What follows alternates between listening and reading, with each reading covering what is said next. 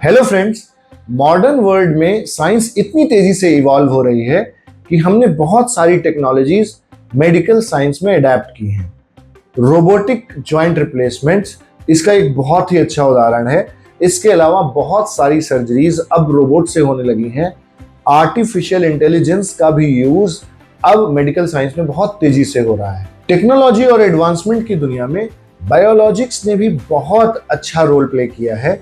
Biologics मतलब वो चीजें या वो ट्रीटमेंट का तरीका जो आपकी बॉडी के अपने खुद के प्रोडक्ट से तैयार किया जाता है और आपकी ही बॉडी में डिलीवर या इंजेक्ट किया जाता है।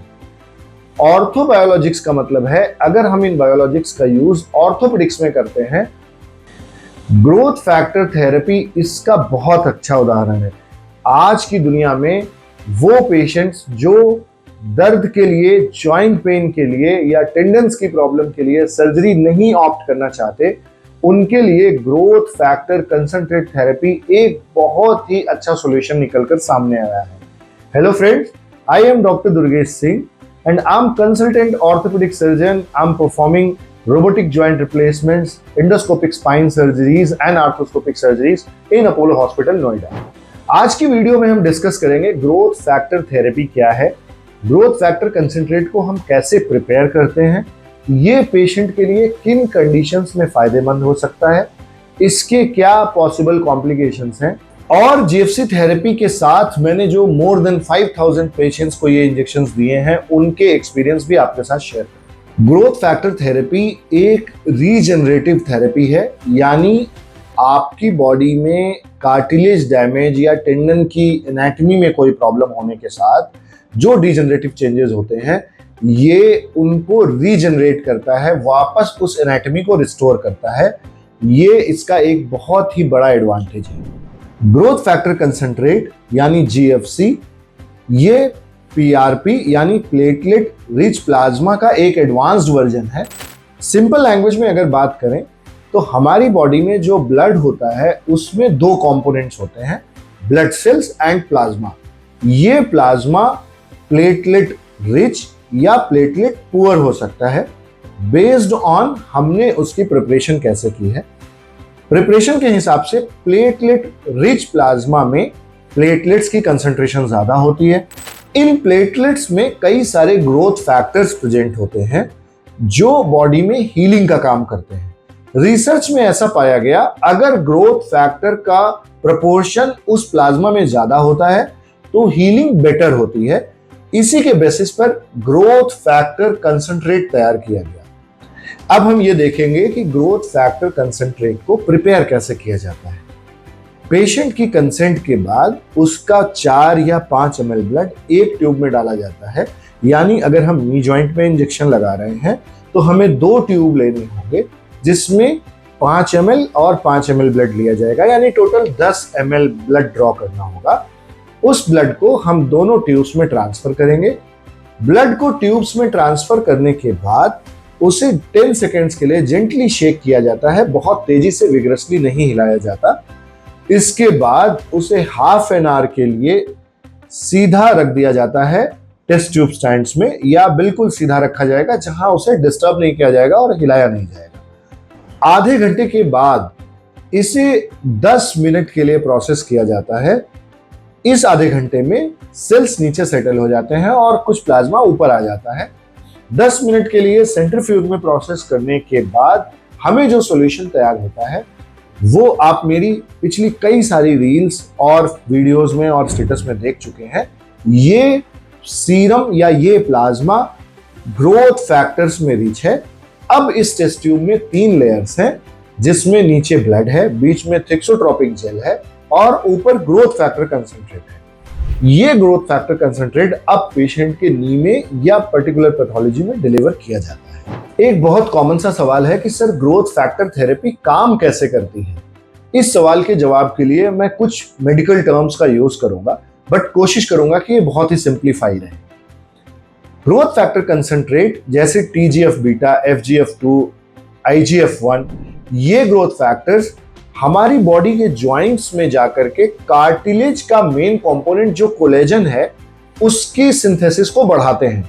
कोलेजन की सिंथेसिस के लिए बॉडी में कई सारे सेलुलर पाथवेज होते हैं जिसकी सिग्नलिंग इंपॉर्टेंट है और ये ग्रोथ फैक्टर्स उन सिग्नलिंग को प्रमोट करते हैं। ग्रोथ फैक्टर कंसंट्रेट थेरेपी किन पेशेंट्स के लिए बेनिफिशियल है या ये कहूं कि इनकी इंडिकेशंस क्या है।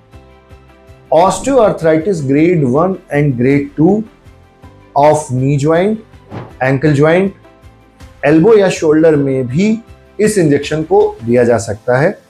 रोटेटर कफ टेयर, जहां पर कफ टेयर बहुत मैसिव नहीं है, there is only one horizontal tear or there is only one J-shaped tear, very superficial tear, grade 1 tear, grade 2 tear, no much fatty degeneration in the rotator cuff tear. Shoulder joints की pathology जहां पर shoulder joint में cartilage degeneration है, arthritis है।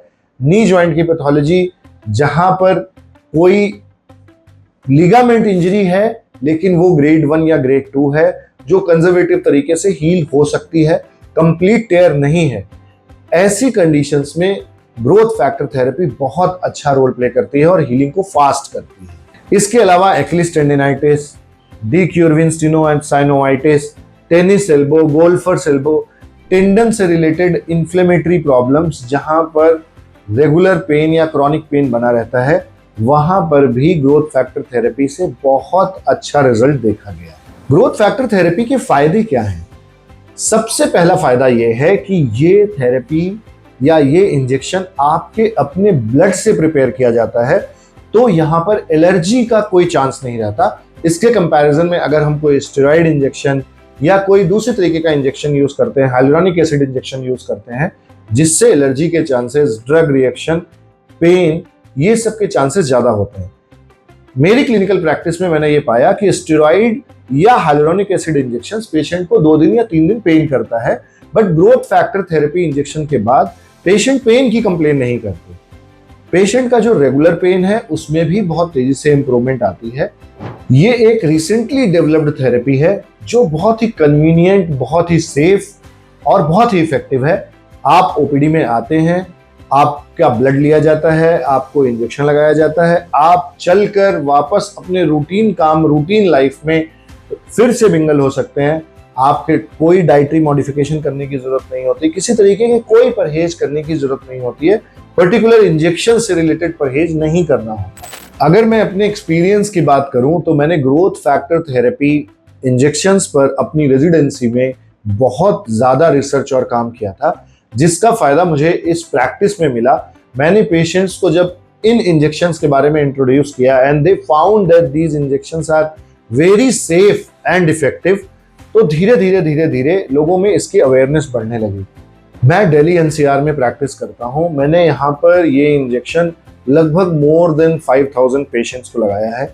एक common response जो हर patient से आता है वो ये कि इंजेक्शन लगाने से उनको दर्द में सिग्निफिकेंट आराम मिलता है।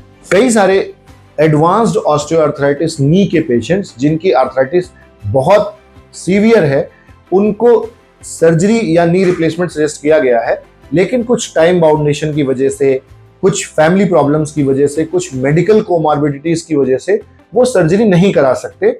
ऐसे पेशेंट्स में भी ये इंजेक्शन इफेक्टिव है, उनको पेन में आराम मिलता है, पेशेंट्स की डेली रूटीन लाइफ इंप्रूव हो जाती है। यहां मैं एक बात आपको जरूर बताना चाहूंगा, उन केसेस में जहां पर नी ज्वाइंट की अलाइनमेंट पूरी तरीके से खराब हो गई है, ज्वाइंट पूरी तरीके से डिफॉर्म हो गया है, बोन्स पूरी तरीके से घिस गई हैं, लिगामेंट्स लैक्स हो गए हैं, ऐसे पेशेंट्स में पेन में कुछ इंप्रूवमेंट तो होता है, पर इन डिफॉर्मिटीज को इंजेक्शन ठीक नहीं कर सकता। आगे चलकर इन पेशेंट्स को नी रिप्लेसमेंट की जरूरत डेफिनेटली पड़ेगी। जीएफसी इंजेक्शन से रिलेटेड अगर आपकी कुछ क्वेरीज हैं या आपने इसके बारे में सुना है पर आप अभी तक अपना मन नहीं बना पाए हैं, तो आप कमेंट बॉक्स में मुझसे इससे रिलेटेड सवाल पूछिए, मैं आपकी क्वेरीज के जवाब दूंगा। एक्टिव रहिए और you make sure you subscribe my channel.